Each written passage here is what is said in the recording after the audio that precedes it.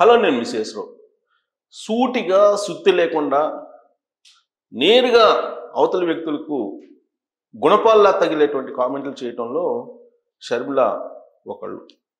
ఆమె చేసేటువంటి కామెంట్లు చాలా పదునుగా ఉంటాయి, పదునైనవిగా ఉంటాయి, ఆలోచింప చేసేలాగా కూడా ఉంటాయి. ఇప్పుడు తాజాగా అమిత్ షా ఆంధ్రప్రదేశ్కి వచ్చి వెళ్ళిన తర్వాత ఆవిడ అమిత్ షా మీద కామెంట్లు చేశారు. దానికి గల కారణం ఏంటంటే అమిత్ షా చేసినటువంటి వ్యాఖ్యలే. ఆయనకై ఆయనే సెల్ఫ్ గోల్లో పడేలాగా ఆయన చేసినటువంటి వ్యాఖ్యలు ఉన్నాయి. అందుకే షర్మిల వాటిని తిప్పికొట్టారు. ఏమన్నారు అమిత్ షా గారు ఆంధ్రప్రదేశ్కి వచ్చి ఆంధ్రప్రదేశ్లో ఆయన బహిరంగ వేదిక మీద నుంచి ఏం మాట్లాడారు అని అంటే 2019 నుంచి 2024 వరకు రాష్ట్రంలో విధ్వంసం జరిగింది, ఇది మానవ తప్పిదం వల్ల జరిగినటువంటి విధ్వంసము అని చెప్పేసి అన్నారు. సరిగ్గా ఈ పాయింట్ దగ్గరనే షర్మిల సూటిగా సుత్తి లేకుండా అమిత్ షా గారిని ప్రశ్నించారు.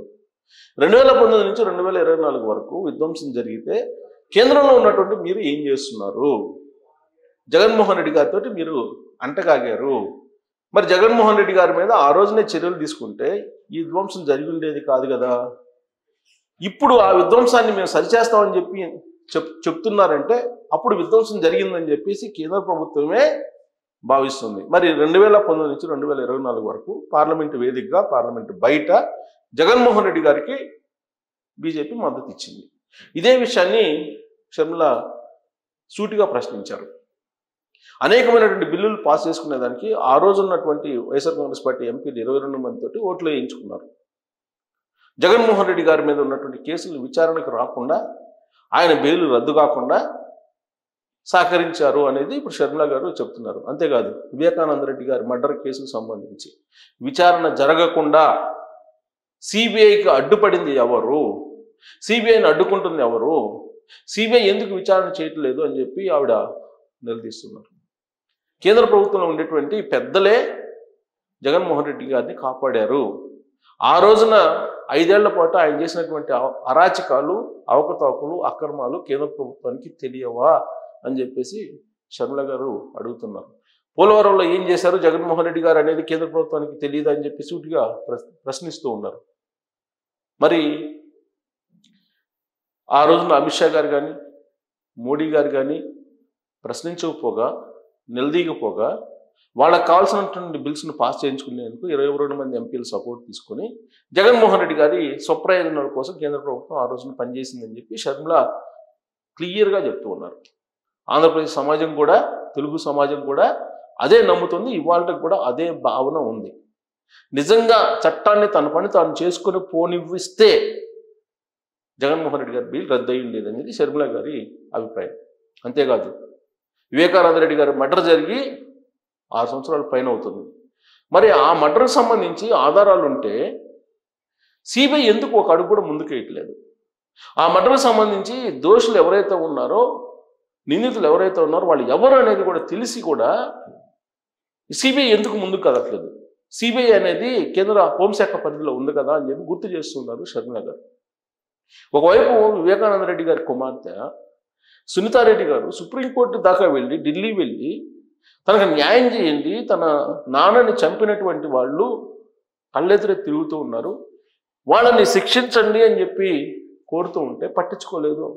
మరి ఆ విధంగా వ్యవహరించినటువంటి అమిత్ షా గారు ఆంధ్రప్రదేశ్కి వచ్చి 9 ఏళ్ళు ఆ పైన అయింది ఆయన బెయిల్ మీద ఉంది. వ్యక్తిగత హాజరు నుంచి కూడా మినహాయింపు పొందారు జగన్మోహన్ రెడ్డి గారు. మరి అవన్నీ తెలియదా అమిత్ షా గారికి అని చెప్పి షర్మిల గారు ప్రశ్నిస్తూ ఉన్నారు.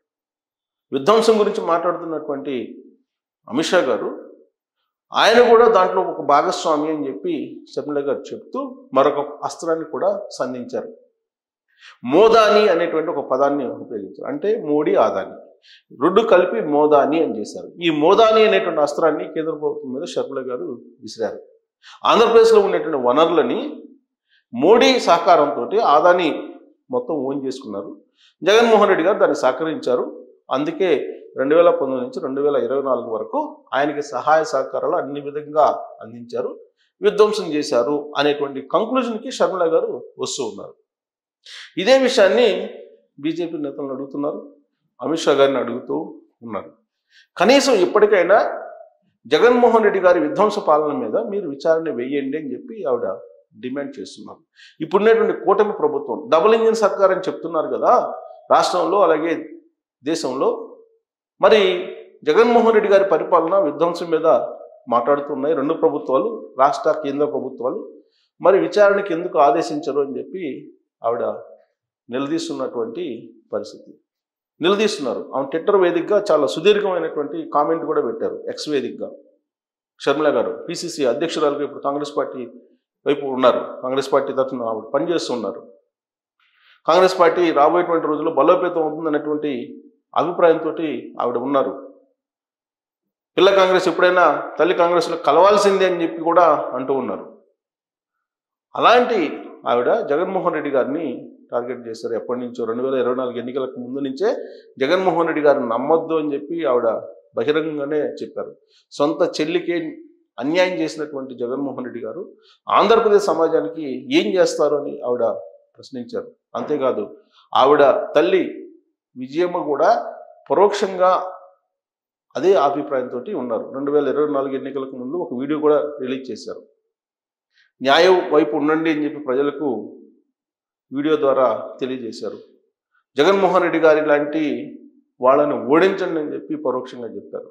షర్మిలని గెలిపించండి అని చెప్పి వీడియో రిలీజ్ చేశారని అంటే ఆ రోజు జగన్మోహన్ రెడ్డి గారి మీద విరుచుకుపడుతున్నటువంటి షర్మిలని గెలిపించండి అని చెప్పి విజయమ్మ గారు వీడియో పెట్టారని అంటే దాని అర్థం జగన్మోహన్ రెడ్డి గారిని ఓడించండి అని చెప్పి చెప్పడమే. ఆ స్థాయిలో వ్యతిరేకత జగన్మోహన్ రెడ్డి గారికి ఉంటే అది గమనించినటువంటి బీజేపీ తెలుగుదేశం పార్టీ జనసేనతో పొత్తు పెట్టుకుని అధికారంలోకి అయితే వచ్చింది, కానీ జగన్మోహన్ రెడ్డి గారిని మాత్రం శిక్షించడానికి సాహసించలేకపోతుంది. ఇప్పటికి కూడా జగన్మోహన్ రెడ్డి గారిని కాపాడుతుంది బీజేపీ అనేటువంటి అభిప్రాయం కాంగ్రెస్ పార్టీలో ఉంది. షర్మిల గారు విశ్వసిస్తూ ఉన్నారు కూడా. అందుకే అమిత్ షా గారిని ప్రశ్నిస్తూ ఉన్నారు. ఆయన చేసినటువంటి కామెంట్లను ఖండిస్తూ ఉన్నారు. ఆయన చేసినటువంటి కామెంట్లు నిజమైతే కేంద్ర హోంశాఖలో బాధ్యతాయుతమైన పదవిలో ఉన్నటువంటి అమిత్ షా గారు ఇమ్మీడియట్గా జగన్మోహన్ రెడ్డి గారి మీద విచారణకు ఆదేశించడంతో పాటు బెయిల్ను రద్దు చేయాలి అనేటువంటి డిమాండ్ చేస్తున్నారు ఆవిడ. అందుకే ఆవిడ ముక్కుసూటిగా మాట్లాడేటువంటి పొలిటీషియన్. చాలా పదునైనటువంటి పదాలని, పదునైనటువంటి సమాచారాన్ని, ఆలోచింపజేసేటువంటి ఇన్ఫర్మేషన్ని ప్రజలకు అందజేస్తూ టార్గెట్ చేశారు. ఇప్పుడు మోదాని అనేటువంటి ఒక అస్త్రాన్ని సంధిస్తూ మోడీ ఆదాని ఇద్దరు కలిసి ఆంధ్రప్రదేశ్లో ఉండేటువంటి ప్రకృతి వనరులని, ప్రజా సంపదని దోచుకున్నారు అనేటువంటి ఆరోపణ ఆవిడ చేస్తూ జగన్మోహన్ రెడ్డి గారు నిజంగా 2019 నుంచి 2024 వరకు యుద్ధం చేసి ఉంటే విచారణకి ఆదేశించండి, లేదంటే ఆయన విధ్వంసం చేశాడని చెప్పి మీరు ఆరోపించడానికి కానీ మాట్లాడటానికి కానీ అర్హత లేదు అనేటువంటి విషయాన్ని షర్మిల గారు ట్వీట్ రూపంలో తన అభిప్రాయాన్ని వ్యక్తం చేశారు. మరి షర్మిల చేసినటువంటి కామెంట్ సమర్థించాలా, లేదంటే అది రాజకీయ కోణం నుంచి మనం చూడాలా? మీరు మీ అభిప్రాయాన్ని తెలియజేసి. Thank you very much.